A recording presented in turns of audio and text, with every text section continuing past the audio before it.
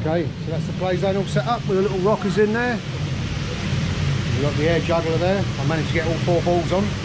That was somewhat of a record for me. So yeah, so there's a little ball pit, little bouncing area.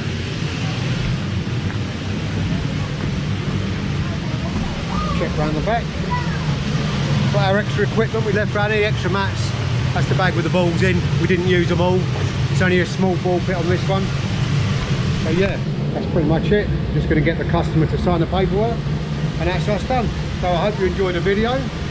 Thanks for watching, and if you like this one, there's a couple more up there you might like, and I'll see you in the next one. Bye for now.